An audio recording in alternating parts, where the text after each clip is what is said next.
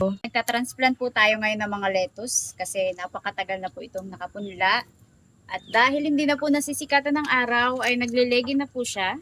As you can see. And syempre maputla.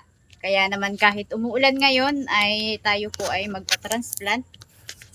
At habang hindi pa malakas ang ulan, sasamantalahin natin para tayo matapos.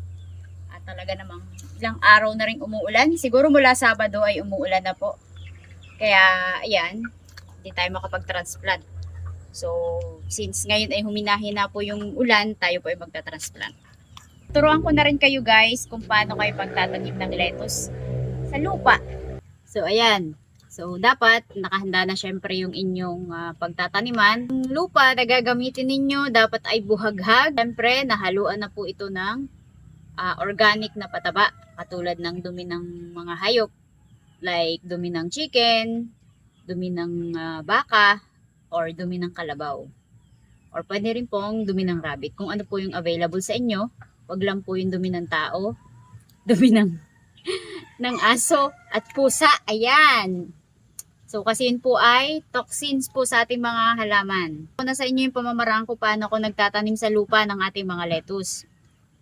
So gagawin ko ay magbubutas ako ng lupa. Yun.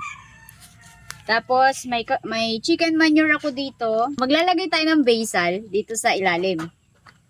Isang dakot lang yan, guys. Or, pwede pa sumubra kasi wala naman tong overdose.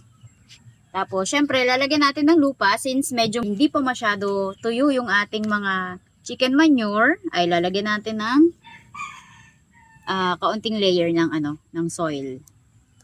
Pagkatapos nyan, kukuha na po tayo sa ating seedling tray ng ating mga punla.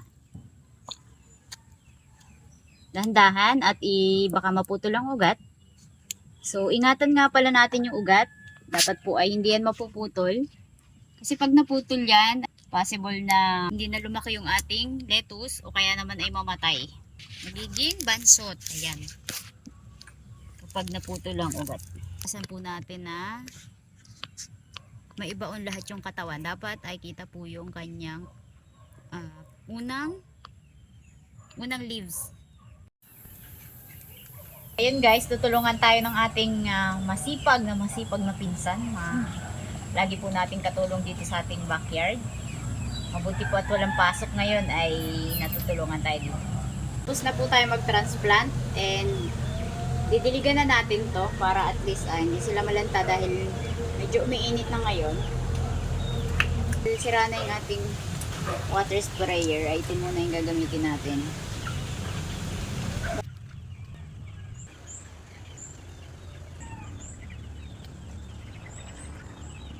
So ayan, tapos na po tayo magdilig ng ating mga lettuce. Ganyan lang kadali magtanim ng lettuce. Every 2 days ay nagdidilig po ako ng fish amino acid. Yun guys, so depende sa inyo. Pwede naman pong once a week lang po tayo magdilig nun.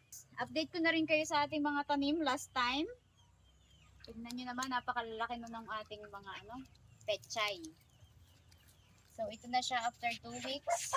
Malalaki na talaga At bilog na po yung mga dahon niya. Kung gano'ng kalaki. 2 weeks lang yan after matransplant. So napakaganda ng ating mga chicken manure na nilalagay dyan. Talagang effective sa ating mga halaman.